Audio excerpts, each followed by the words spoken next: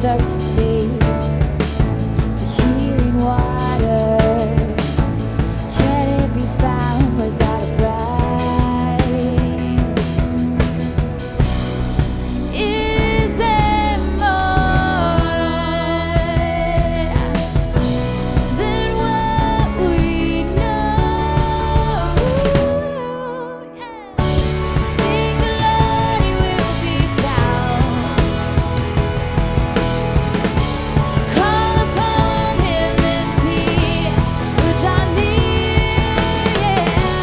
Seek the Lord, He will be found. He shows His mercy and compassion.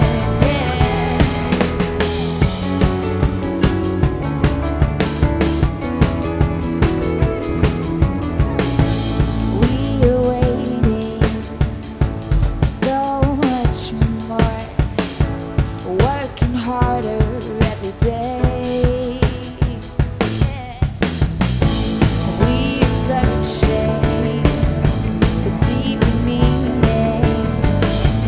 Help us understand your ways. Is there more than what we know?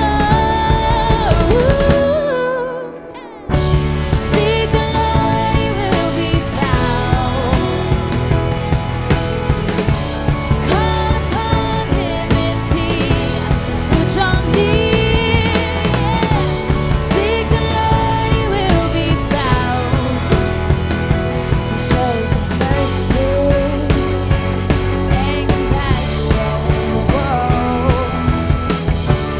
We find joy in this lifetime. We find peace in the storm. Oh Lord, help us find You.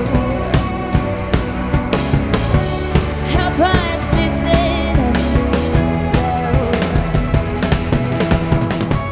Seek the Lord, He will be found. Call upon Him and He will draw near. Seek the Lord, He will be found. Call upon Him and He will draw near. Seek the Lord, He will be found. He shows His mercy and compassion.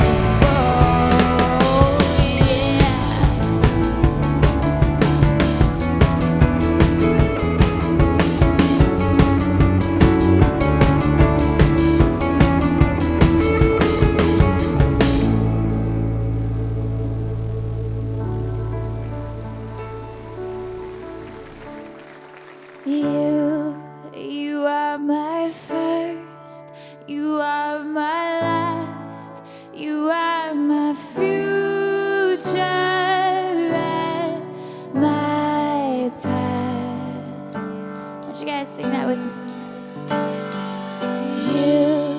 You are my first, You are my last, You are my future and my past. All treasures of wisdom and things to be known are hidden inside Your hand. And in this fortunate turn of events, You've asked me to be Your friend. You've asked me to be Your friend.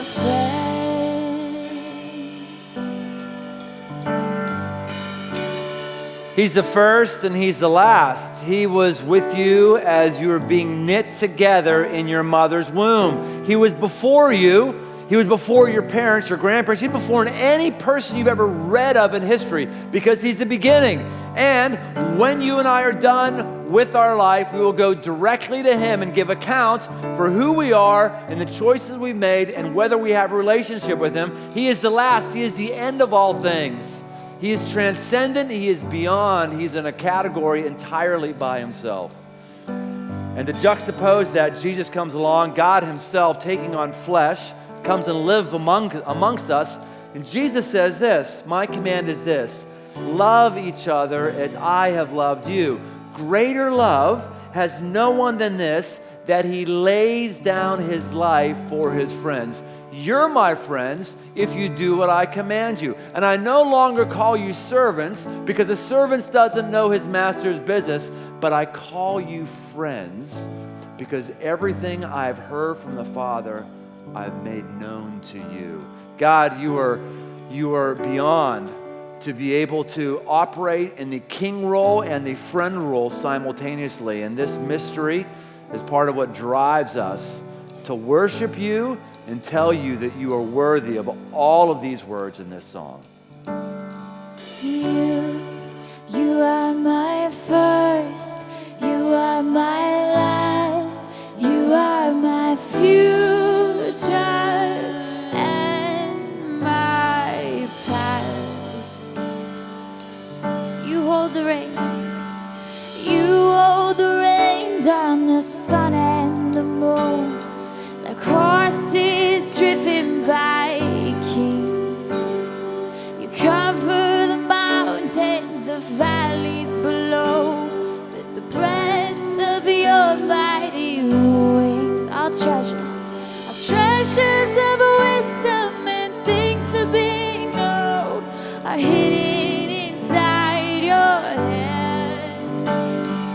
In this fortunate turn of events, you've asked me to be your friend, yeah. You've asked me to be your friend, yeah. For you, you are my first, you are my last, you are my future and my past. Yes, you are my first, you are my last, you are my future and my past. The constellations are swimming inside the breath of your desire. Where could I run, or where could I hide from your heart's jealous fire? All treasures of wisdom and things to be known are hidden inside your hand. And in this fortunate turn of events, you've asked me to be your friend, yeah. You've asked me to be your friend. You are my first.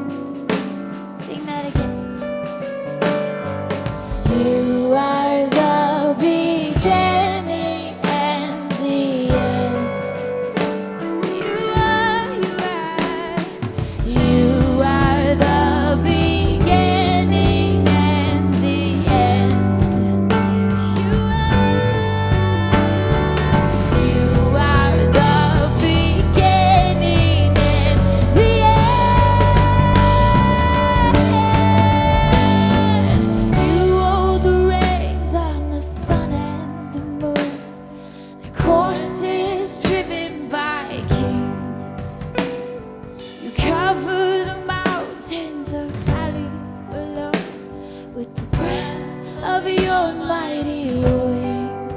You hold the reins.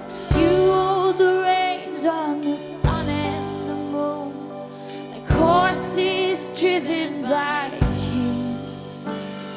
You cover the mountains, the valleys below, with the breath of your mighty wings.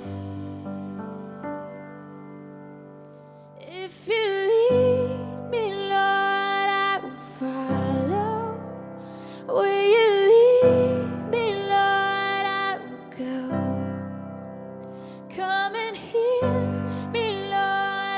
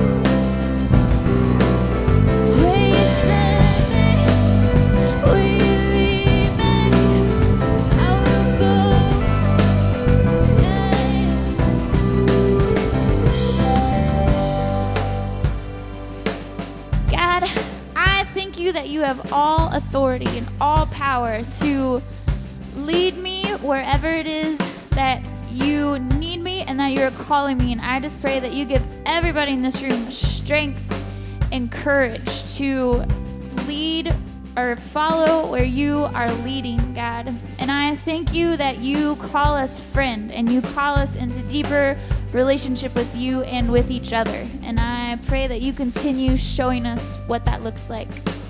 Thanks, God. Amen. Cool, you guys. Good job singing. Give somebody a high five. Tell them howdy, and then you can have a seat.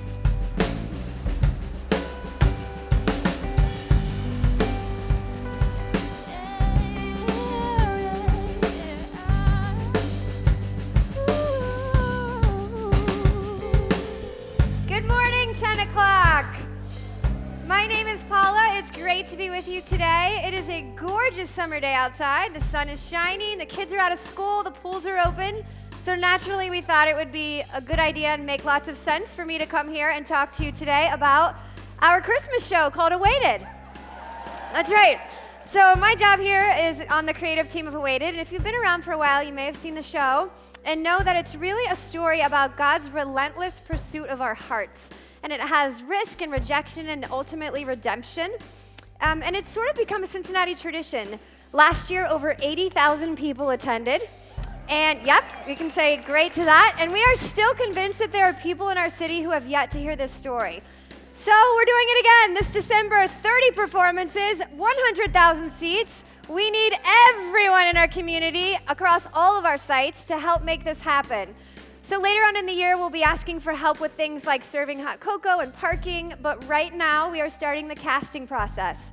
It actually takes over 250 cast and crew to pull off the show. And we are having auditions coming up. June 16th, June 23rd, July 7th. Actors, singers, drummers, dancers, we know you guys are out there. Everything you need to know about auditions, including walking you through the audition process, is online at crossroads.net/awaited auditions. And I know a lot of us just went through a great Brave journey, so I'm thinking that maybe for some of you, a next Brave step could be signing up for these. So we'd love to have you. Something coming up a little sooner than December is CityLink Appreciation Night. So CityLink is a great organization in our city that has a mission to share God's love with people in need through holistic change. And I know a lot of us around here have given time and volunteered to help them with their work. Crossroads was really critical in helping get them off the ground. And they just want to say thank you. They're having an appreciation night here at Oakley, Meeting Room A, on June 15th at 7. You can RSVP at citylink.org/thanks. And whether or not you can make that event, we can all participate in something coming up over the next month called Take a Bite Out of Poverty. This is where a lot of our area restaurants are coming together to raise awareness and funds for CityLink's work. Really good places, guys, like Eli's Barbecue and Boca and 50 West Brewery. So just by bringing our families to go eat at these places, we can contribute to the work that CityLink is already doing. You can find more out about that in your program, or you can stop by the info center and pick up a Take a Bite Out of Poverty cards that we have for you. Lastly, we have a monthly gathering here called Next Level, where we come together for worship and communion and prayer. And Next Level is not just an extension of what we do here on the weekends. It's really designed for those of us who want to be obedient and faithful to the Lord and take that next step and go to the next level with God in our relationship with Him. So we kicked this off about a month ago. We had over 1,800 people attend. It was awesome. And we'd love to just continue that growth and momentum.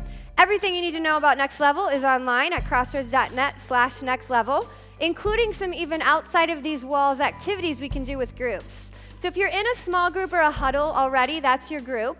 If you're not, we'd love to invite you to swing by here, Meeting Room C, on June 9th at 7, and we can help get you connected. So all of these things I just talked about take time and energy and resources to pull off. So now is the part of our service where we get to be generous and we get to give and help fuel the life change that happens around here. We can do that in a couple of ways. One is by the bag that will be passed by in your row in just a minute. Or you can also sign up electronically to give via a reoccurring e-gift. So again, we are so glad you're here this weekend. We are continuing our series on relationships that last, and today we're talking about friendship. So let's take a look at what friendship really looks like. It's great to have you. We're looking at friendship, and today we started off our series looking at how there is a a transcendent idea of covenant that starts with God covenanting with us through his son Jesus, if you want a relationship with him that lasts forever. It's a covenantal relationship. Last week we saw how parents and children, as much as we may annoy each other, it's a relationship that endures forever because we are in covenant. There's something divine that's taken place when a child is in a family, when a family has brought a child into a family through adoption or through bearing through natural means. Next week, we're going to look at the end of our series is going to be an obvious example of covenant with marriage. But today, we're looking at a non-obvious example, and that is what friendship can be. Not what all of your friends are or what you call your friends to be, but what friendship can be is deep, and it can be covenantal, and it can be spiritual, and it can be more rich than you might have ever imagined. So let's pray before I talk about that. God, it really is an honor to talk about these principles from your word, the Bible, and to see things that took place in Jesus' life and try to apply to my life and our lives. It's an honor that I don't take lightly, and I pray that as a result of the study and prep that's gone into this whole thing, the whole service that's come together, you would move people spiritually, move them spiritually and move them relationally, not just closer to you, but closer to people in their lives who you want them to be in covenant with. And I pray these things according to the character and person of Jesus. Amen. So friendship is something I've learned in and grown in for quite some time. You know, when you're younger and you're growing up, you just naturally have friends, right? You're kicking around doing things, building tree houses, riding bikes, playing spin the bottle, whatever you're doing. You're doing all these things. And then as sort of life goes on and progresses, the older you get, the more your relationships tend to be functional in nature. So I have family, so I function with them, so I got a relationship with them. Or my friends become people who you work with, because you have work projects and there they are there, or my friends become people who I'm assigned with to do something. We start liking each other, but along the way we lose some of the mystique and power that can come by friends taking us to a new place. No question with me, no question at all. The things that are happening in my life that are powerful are heavily influenced or directly a result of the friendships that I have in my life. Three big ideas. Number one, covenantal relationships bring elevation. Covenantal friendships bring elevation. There's a lid that's on our lives, and that lid will be the friendships that you have. The deeper and better your friendships are, the higher your lid will be. And for many of us, we don't lean into people. We haven't cultivated deep friendships. And so therefore, we're only leaning on our own abilities, our own insights. And our own abilities, our own insights, our own energy is not enough, depending on the vision you have for your life and how you think God's going to use you.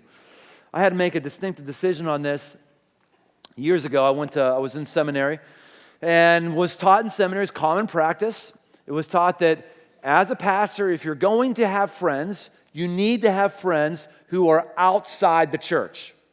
Because if you have friends who are inside the church, they might find out about problem areas in your life, and they could leak those to the board or some such thing, and you could lose your job. So for job security and just your own safety, it's not a good idea to have friends in the church. Then I heard in a leadership seminar, someone talked to at least 95% of us in this room would recognize this name, pretty well-known name. And guy said, you shouldn't have any friends in the church because the people in the church need to feel that you came down from the mountain with God. And when you come down from the mountain with God, you need to have a countenance and an other than look about you. And if you have friends in your life, they'll see that you're human, they'll experience your humanness, and it won't cause them to value your preaching ministry. So only have friends who are outside the church. And I intentionally decided to go against that and have friends who are actually in the church. And the reason why Crossroads is experiencing some of the things that we're experiencing and some of the things that I'm a part of is because there's a friendship core here that's all over the church. Not just my own circle of friends, but other people's circles of friends.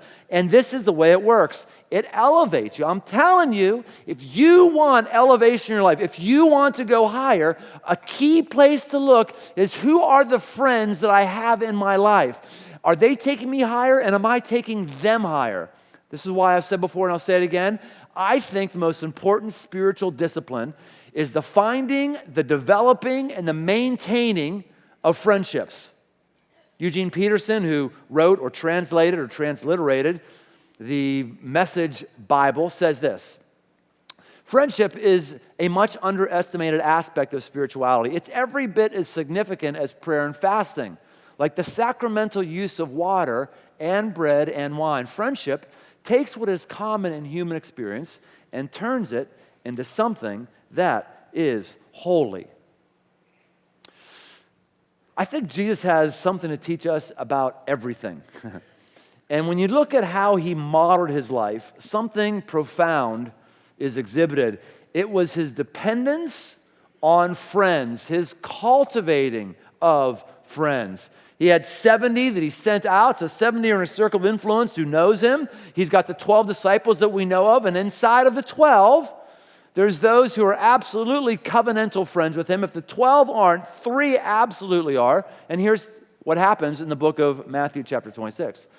Jesus went with them to a place called Gethsemane, and he said to his disciples, "Sit here while I go over and pray." And taking with him Peter and the 2 sons of Zebedee, that's James and John, he began to be sorrowful and troubled, and then he said to them, "My soul is very sorrowful, even to death. Remain here and watch with me." So this is before he's arrested, tried, and crucified. He has all the disciples say, "Okay, all you guys are like right here. Okay, you got it. Okay, now 3 of you are going to come deep with me. You 3, come on." So he brings these 3 over here while he prays. They're right by them. These 3, if not the 12, absolutely these 3, we see the marks of covenantal friendship that Jesus has with these 3. Crazy stuff like we see him interacting with Peter one-on-one more than we see him interacting one-on-one with any of the other disciples. John, who's known as the beloved disciple. How'd you like to have that nickname? John's the beloved disciple. The other 11 are going like, "What am I, chopped meat?" Well, he's the beloved one. I'm like the average one. I mean, that's how he's known. He's known as the beloved one because Jesus had a special and unique affinity with him. In fact, Jesus is up on the cross. And as he's dying, he looks down at his mom, Mary, and says, "Mom, this is your son. John, this is your mom. You need to fill in for me. You need to do for my mom what I can't do for my mom." That's the kind of covenantal friendship they had. It went even beyond life and death. That's what covenantal friends do. They have each other's back. We bear each other's burdens. We laugh with one another. We celebrate with one another. We accomplish with one another. And it doesn't go away. It's a relationship that lasts. James is known as the very first disciple who's martyred. That's how intense his commitment is to Jesus. So there are special and unique people that Jesus has in his life that no question elevates his ministry. In fact, if he doesn't have these friends in his life, I don't know if we know about him today. His ministry is elevated because of his friends' work after he leaves the planet. That's pretty intense. If Jesus needed friends, guess what? You and I need friends. If he was able to have covenantal friendship and he wasn't sufficient in and of his own self, in his human form, then guess what? You and I aren't sufficient in our own form, in our human self. And our society is becoming increasingly hostile to having great friendships. In Vanity Fair, cinematographer Sebastian Junger says this: "Whatever the technological advances of modern society, and they're nearly miraculous, the individual lifestyles that those technologies spawn may be deeply brutalizing to the human spirit. Our society is alienating, technical, cold, and mystifying. Our fundamental desire as human beings is to be close to others, and our society does not allow for that. We don't have to ask our friends if they have a piece of information. We just go to our cell phone to get that piece of information. We don't need to depend on friends for our personal well-being. We have our insurance policies, our savings account, government safety nets. We don't need other people. Our society is not structured to need other people like all of the ancients had to have it way back when. Jesus needed a core. He needed covenantal friendships. And for you and I to grow, to elevate our game, we have got to do some elimination. Covenantal friendships come from elimination. Here's an idea. You might actually need to have less friends as coming out of today. And I say friends. Gosh, our friends tend to be people who we've, tweeted about, or friends we call people who we have a work project with, friends who... I'm all for great friendships, but I'm just asking us to consider some of the people who we call friends might actually be associates. And maybe they need to keep functioning as associates, but let's reserve the friend title, and specifically the covenantal friendship title, for someone who we're going to be with for the rest of our lives in friendship. Even if we're forced to be moved, we're going to be engaged in their life, and they're going to be important to us. We need to whittle people down, and Jesus did this. Went 70 to 12 to 3. 70, 12 to 3. And we know sociologically and scientifically, we need to function similarly. You know, I love it at Crossroads. So many people feel connected to me and they feel like you know me. You do know me because I share stuff on stage that maybe I shouldn't share about my personal life. But nonetheless, I understand there's like a bond with me and the however many people are a part of Crossroads. The frustrating thing for me is you please give me grace because scientifically and neurologically, I can only know 1,500 names and faces, period. And guess what? A lot of those are taken up with high school friends and family, so you're down to about 1,100 or something like that. You know, it's frustrating. We don't have the capacity for that. And now, if you take that 1,500 that you know, because you have 1,500 people you can probably put name and face to in your lifetime, if you take that 1,500 and say, all right, who are the people I know something about? I actually know something about it. If there was an awesome party, I'd love to have them there. That there was actually a connection of shared experience, that'd be about 150 people. If you said, all right, who are the people that I've shared something significant with, and if I had a 50th birthday, I would want to have 50 people around me, and that we would all pick up like it was yes, that would be about 50 people. If you whittle it down to who knows the depths of your soul, the inner fabric of your stuff, that's about 5 people. There's different ranges of ways that we can open ourselves up. And Jesus apparently operated in this. He unapologetically whittled down his friends. He eliminated people. Let's look at Matthew chapter 17, verse 1 to 8. Here's what it says.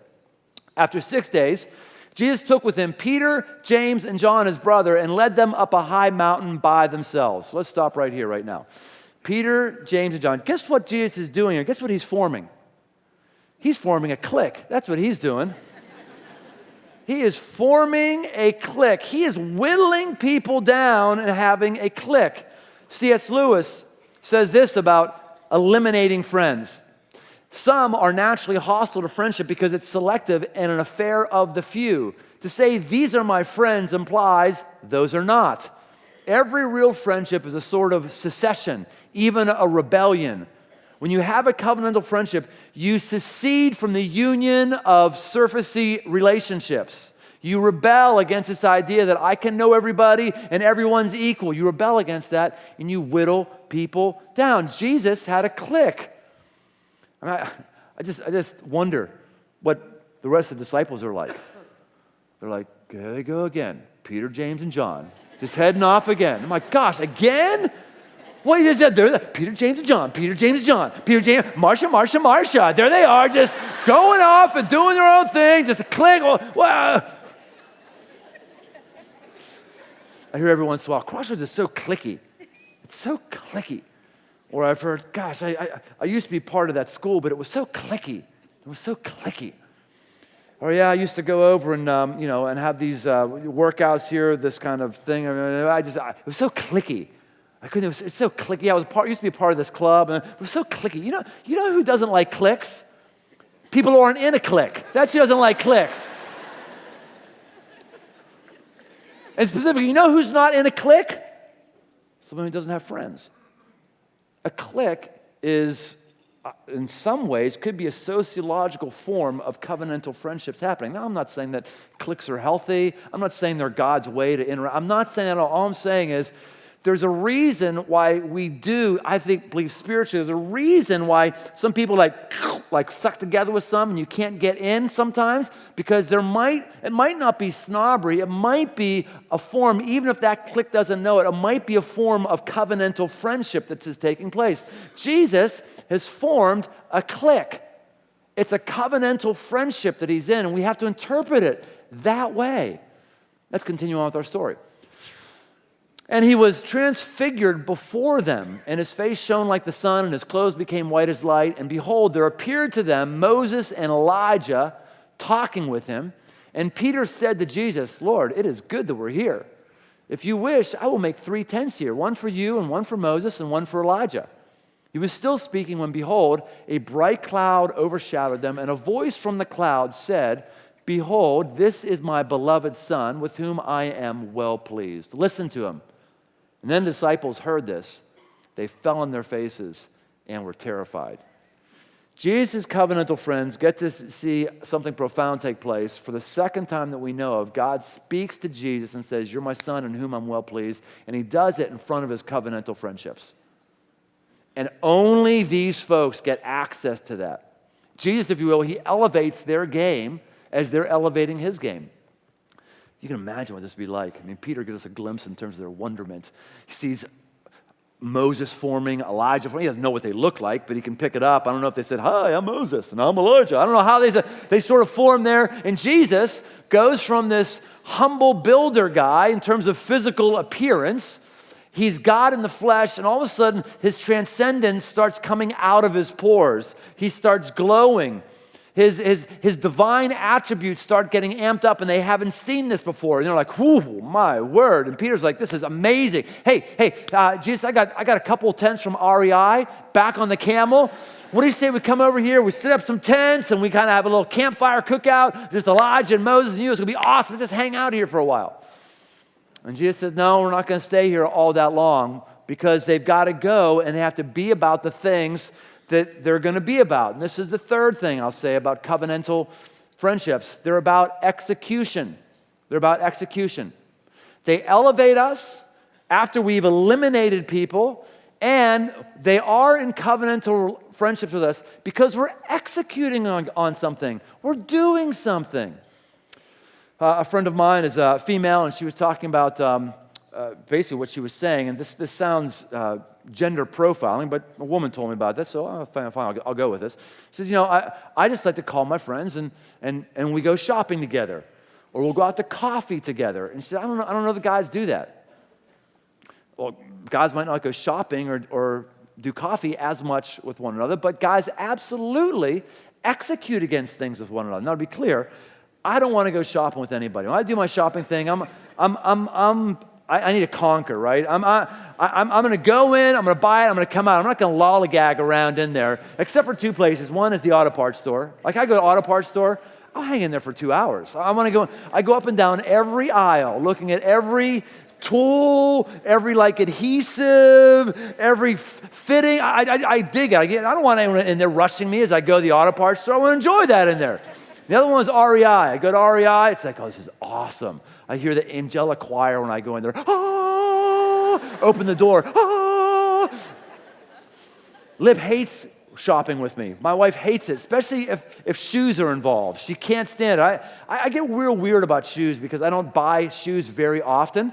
And so when I do, it's like, okay, this is a rare purchase. These better be the right shoes. So I get real anal about it, especially sizing. So I'll go into REI, I'll try my shoe, which these are shoes I got, a year ago. So I got these shoes here, and it's like, I don't know, are these the right shoes? I'm looking at that little mirror, seeing how that looks and seeing how the flexion is. I'm just kind of looking at that whole thing, right? I go up and I'll buy my shoes. I've been known to get into, after trying 3 different pairs of the same model of shoe to make sure I get the sizing right, I've been known to get inside my truck and go, crap, I know I got the wrong side, and go all the way back in and reach it. So Lib never comes to trouble with her. I don't blame her at all. So I don't like to do that stuff in friendships. But man, there's virtually nothing else that I don't want to do if it is in friendships. And there has to be some common thing that you're doing in your friendships that lead to covenant, something you're executing on against. Why is it that I chose to make sure that I have friends that are right here in our church? My closest friends in Cincinnati, my closest friends, period, are here in this church. Why? Because I couldn't be your friend if you're not coming to Crossroads. Now, I have friends who don't come to Crossroads, but there's no way we could be in covenantal friendship if you're not part of Crossroads. Why? Because your feet are saying, I'm not into what you're executing on. I'm not into what you're about. I had a covenantal friendship, so I thought, years ago, and this friend just did not like the CityLink project at all for a variety of reasons, and the friendship virtually had to end over that. Because I was called to that. I can't execute on that and then have someone covenant who's adamantly opposed to it and coming against that. The friendship ended. I can't, I'm a believer in Christ, so but I don't want to go to the church that you're a part of. Fine, we're friends, but like, I know it sounds awful, but friends, but you've got to think this way. If someone isn't into the things that God is asking you to do, and you're not into the things God is asking the other person to do, you're not going to be able to execute in those things. You're not going to be able to be in covenant with them. I have a friend who is leading a little bike trip. We're doing a bike trip tonight, leaving after services and going to do one night, and he works here. He reports to someone who reports to someone who reports to me, and we're equal friends. And it doesn't bother me. I can totally be myself in every way, shape, or form, because that's what you can do as a friend. No matter, even if you're working together, someone reports to you. I get people say, "Hey man, I just got a bike. Like, can I come riding with you?" No. It's my clique. That's my clique. Now, every once in a while, someone new gets in, but it's a safe place. It's an unusual place. You've got to find somebody you can execute things in your life with, and you want them around your life. Proverbs 18:24 says, "A man of many companions may come to ruin, but there is a friend who sticks closer than a brother." Let's go back to this matrix we started working on at the beginning of our series here, this grace truth. In the book of John said Jesus comes full of grace and truth. Very few people have grace and truth in their lives. Covenantal relationships are when grace and truth exist, including covenantal friendships. So let's take a look at this matrix again. We've got the axes of grace, high in grace. This is high in grace, or truth, high in truth, way up here. And the default mode for friendships in our country tends to be up in this area. It tends to be up in this area here. It's in a high consuming area, high in grace, very low on truth, high in grace. So we want to get around people we can just have fun with, we can have beers with, we can laugh with, and they're not going to get too serious on us. They're not going to tell us there's something in our life that's wrong. If I see something falling apart in their life, I'm not going to feel a burden to go after and sort of fix it. It's high grace. Let's just kind of be nice to each other, enjoy one another, let's consume one another. But not high truth. When you start getting into truthing, when you start getting into telling people something that someone else might not be telling them, when you get into someone else telling you something that you might not be hearing somewhere else, it gets intimidating. Truth can feel like being hit with a blunt object. Now, truth doesn't always have to be harsh, and as a friend, you never deliver it in a harsh way. And in fact, if you do deliver it in a harsh way, because you've got deep friendship, you get over it eventually. You might be hurt and stung, but you get over it. And so if you want to have covenantal friendship, you're going to have to move beyond perhaps some of the patterns that are only grace-oriented in your life. When I came into a covenantal relationship with God when I was 15 or 16, when I received Jesus into my life, I had a bunch of friends, loads and loads and loads of friends. And I sensed in order to honor God first, I needed to stop just getting wasted all the time, all weekend, and drinking.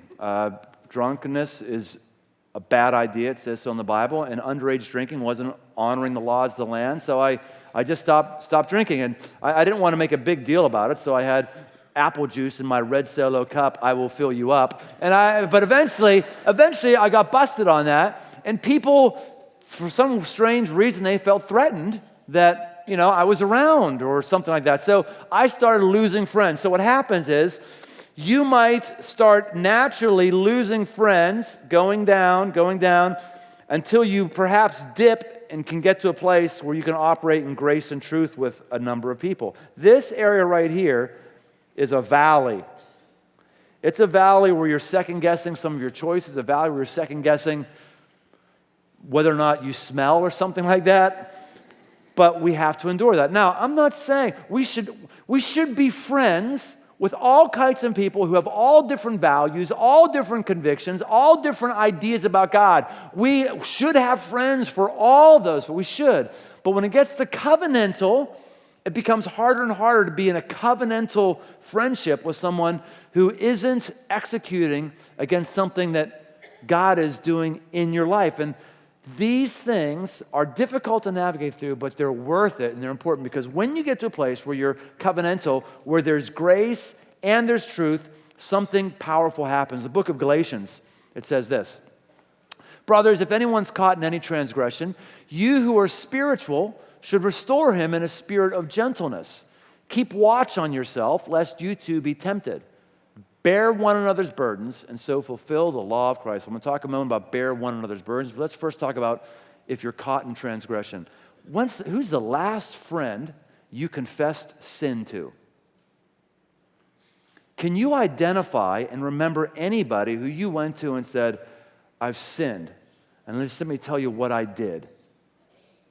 Most of us can't remember ever doing that to a friend. If we can remember ever doing that, we did it with a Catholic priest, or we did it with a counselor, because Catholic priests are like, they don't really all know me all that much. It's kind of a dark priest or a counselor. I've paid them, and so they can't tell anybody else. And I'm not down on confessing to Catholic priests. I'm not down on going to counseling. What I am down on is this: few of us have covenantal friends that we could confess to, so we have to pay people to do what friends should be able to do, and that is receive confessions. The Bible says, confess your sin to one another, your friends, and you will be healed. And when we don't do this, this is a sign that we might be lacking in the covenantal friendship department, and it's time to amp that up, to elevate that.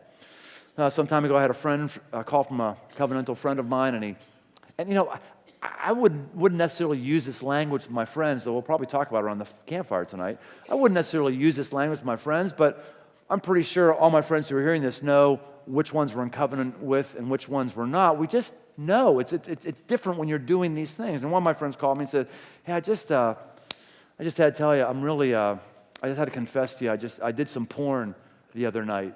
And I just feel terrible about it. And I just felt like I needed to tell you that. And I was like, okay, how do I respond? Like a moment or two of just, God, what do you want me to say? And I said, well, have you done any look in terms of why you did that? What was going on in your heart that would compel you to look to that? Another pause, and then my friend said, man, that's exactly why I called you. Because the last friend I called with this issue said to me, oh, hey, that's okay. Don't worry about it. We all do it from time to time. Don't worry about it. All grace, all grace. He said, basically what he says, I needed that level of truth. And so then this is the next truth I gave to him. I said, well, here's a great thing. The Bible says, confess your sins to one another and you will be healed. You know what? God doesn't hold this against you. By the blood of Jesus, you are forgiven. God doesn't hold this against you. You need to get over this and get on with your day, because God is over this. This is the way the covenantal friends are able to talk with one another, able to be vulnerable with one another, able to be open up on these things, and we bear one another's burdens. Now, as I said earlier, we have our insurance policies to bear our burdens. We have our savings accounts to bear our burdens. We have government safety nets to bear our burdens. So therefore, why do we need friends? But all the ancients knew, if you didn't have friends, you were toast. You just did not have it going on at all. And still today, we see this in various ways. I have a friend of mine who I'm trying to bear his burden because he's in the midst of cancer right now. And so I'm trying to stay in touch with him. I'm trying to encourage him. I'm praying for him. I'm sending him prayer texts. And last week, I'd contacted him. He hadn't called me back. And it was about 3 days later, he called me back. He said, hey, man, hey, gosh, I'm sorry I didn't call you earlier. I've just been really, really down. I just had a bad couple days. And I said, I don't know why you had a bad couple days. Why would you only have cancer? Why in the world would you be depressed for a couple days? And we started laughing. He goes, I knew I could get some encouragement from you. Thanks, man. That's exactly what I needed. We were talking, laughing. I said, dude, If you don't want to call me for a month because you're too down, that's fine. I have no expectation. I'm here to support you. I'm here to love you. And if you don't feel like talking to me, that's fine. Just know that I'm with you and I will do, and I'm praying for you diligently. And we had an amazing conversation. It was a level of truth that I was bringing him and a burden that I was bearing for him. Man, there's not a major decision that I want to make without leaning into my friends. I want my friends because I don't have enough truth, resources in my life to make all the right decisions that I need to make. So as my family's been getting older, I've got a 24-year-old, a 22-year-old, and a 17-year-old. I'm noticing I've got to start using some different parental muscles, just out of curiosity. How many of us love to spend time with our parents? You love it. Like you go out of your way, like I want to hang out with mom and dad. Raise your hand if that's you. Wow. We got some great parents in this room, some gullible kids, or parents who are sitting close to their kids right here, right now. Seriously, I'm like jealous right now. Like, wow. Well, one of the things that I've learned and noticed is that when adult children come and want to hang around their parents, it's because it's a place where there's fun. It's a place where there's laughter. It's a place where something's going on. I've just noticed that. You get to an age where it's like, okay, if it's a holiday, I'll be around mom and dad, I'll be around mom and dad, but you got all stuff going on in your life. You got all your goals, all your stuff, and so being around mom and dad drops way, way, way, way down. And so to be around mom and dad, to elevate that, you have to have a home and relationship that when they go, oh gosh, I get to be with mom and dad, it's going to be awesome. I'm going to get free stuff, I'm going to laugh, I'm going to get whatever. You like to elevate them. So I just have noticed this, and I've interacted with other people older than me who have figured this out. So I'm going, what can I do to magnetize my kids back to me? To get them to want to spend time with me. Not that I don't have a winning personality and they wouldn't want to spend time with me anyway. I realized, gosh, there you're Kurt. I heard you laugh. Finally, I normally don't heard you laugh anymore. So anyway, I said, I need to get a pool. That's what I need to do. So I start researching pools. Start looking into pools. I'm researching. I'm costing. I'm talking to friends of mine who have a pool, or do you know anybody who has had a pool? And what do you think? I don't have the cash for this, so I'm gonna do something that financially goes against all the financial rules, but it goes to the relational rule that I want. I'm gonna refinance my house, suck money out, do a pool. Here we have someone right here who doesn't have older kids. He goes, oh my gosh, he's going. I'm gonna do that, and I go and I start looking at that, and I talk to another friend. Like, you know what? You ought to really consider like a boat instead of a pool. I'm like, really? I went out and hung out in his boat, and I started thinking as I talked with this friend of mine who I'm actually in covenant with, and he says, I realized, my goodness, it's less money than a pool. Once they get on it, they can't leave. So they walk, they can't leave. And guess what? If it doesn't work, I can sell it. I can't sell a pool. So it's exactly what I did. I still didn't have the cash to buy the thing, so I refinanced the house. I did that, yada, yada. And here's the thing. Tell you what, that was not a smart financial decision, but my life is not about smart financial decisions. I mean, there is financial decisions that are important, and the Bible talks about that a lot. I'm not demeaning that. I'm saying that if the main filter you make decisions through is through finances, you have an empty life with empty relationships. I'm telling you that right now. I just know that about you.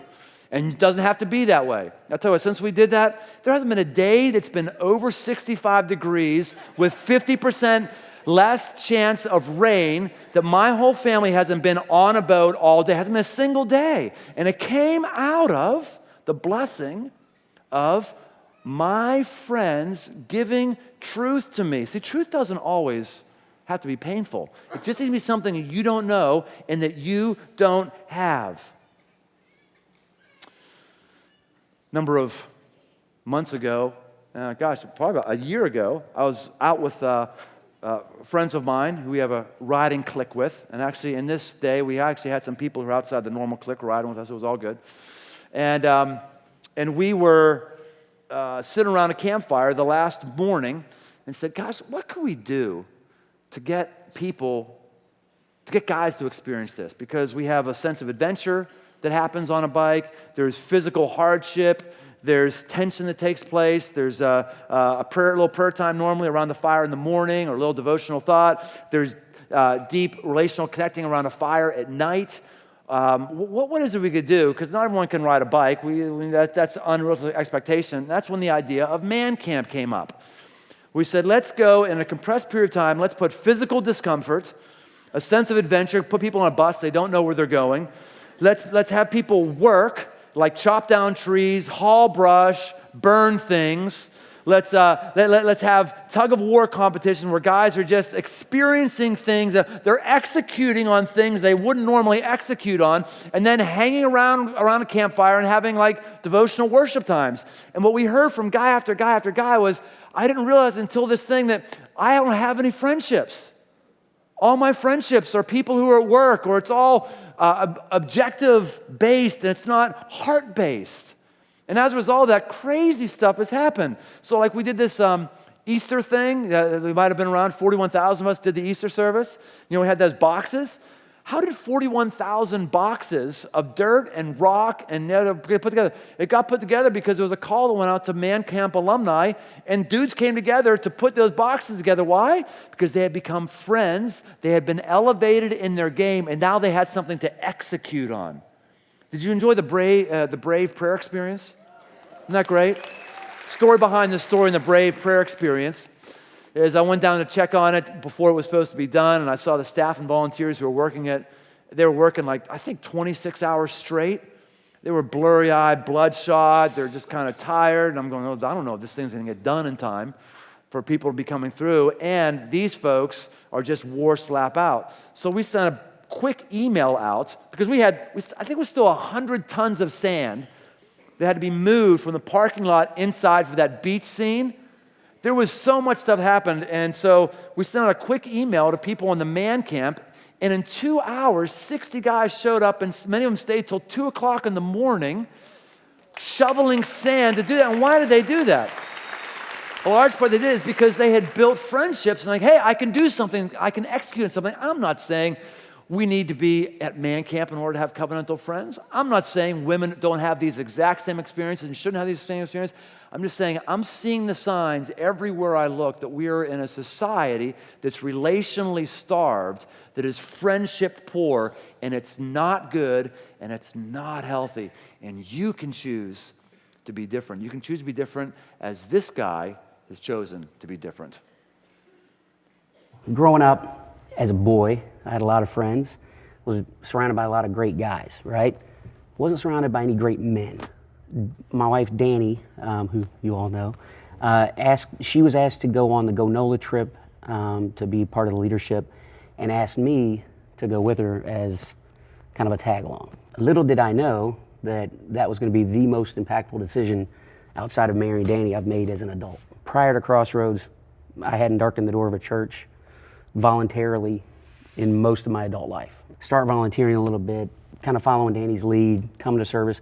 Was really getting fed pretty well. I mean, they were impactful, but I hadn't really made that next step to it, like this Go New Orleans mission trip thing. There wasn't a bunch of pasty-faced Bible beaters that wanted to just talk to me about Yeshua, right? There were guys that had real problems, real life, that could tell a fart joke and quote scripture in the next sentence, right? Which I appreciated. I mean, that was good for me. I came away meeting a guy like yourself who's intelligent, articulate, interesting, who lives a full life, and all of that is centered around God, was hugely compelling for me. As I realized a lot of the foundation for the male relationships in my life prior to you guys, we would do things with each other, right?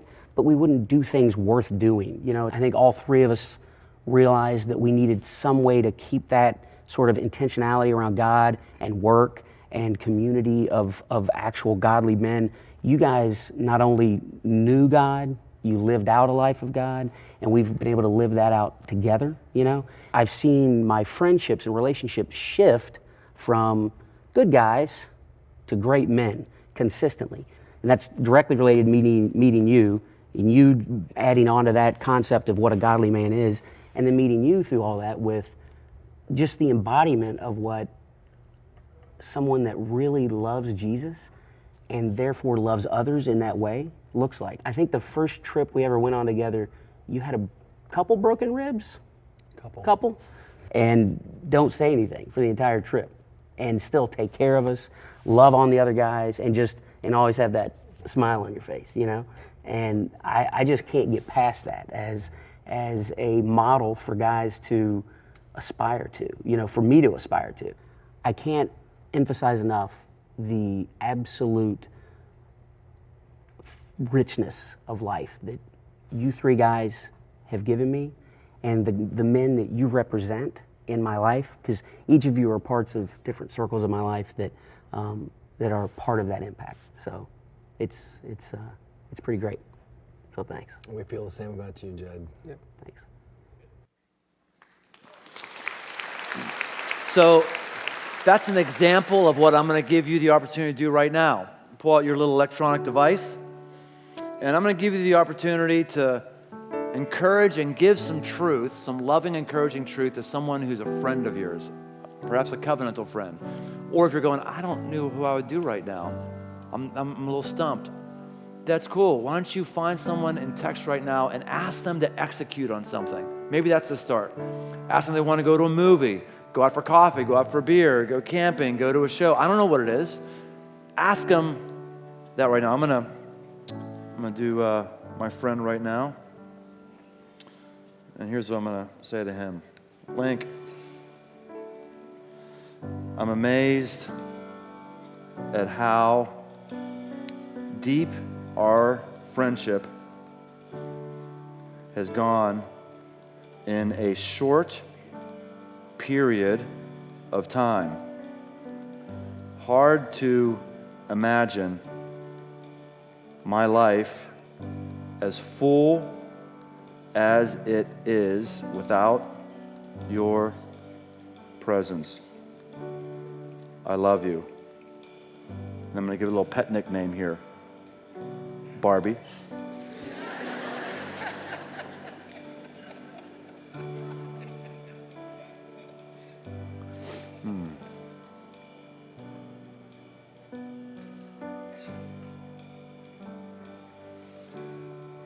You can keep tapping away. I love seeing things lit up in here right now. I love it. Let's stand right now. And as we tap away, let's connect with God with this song we did earlier that I think is going to make more sense to us. So God, you are so good to give us your insights for living and connecting with you and others. We want to model your life to other people. We want to feel the fullness of life that Jesus did through friendships. Thank you, God, for being our friend. The reins on the sun and the moon, the horses driven by kings.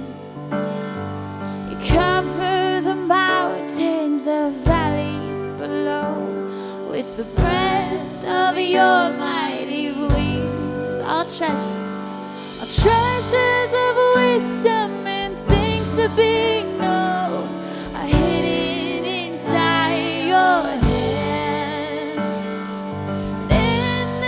Fortunate turn of events, asked me to be your friend. You've asked me to be your friend. Yeah. You are my first, you are my last, you are my future.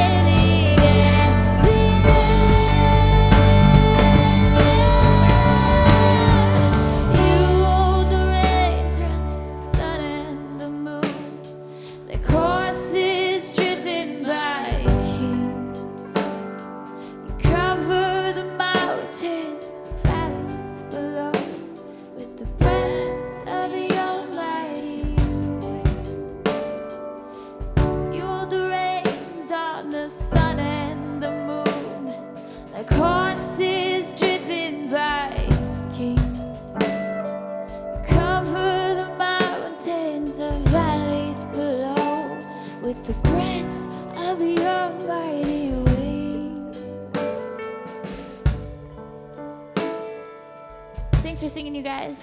Have an amazing weekend, and yeah, hope it's great, and I'll see you next weekend.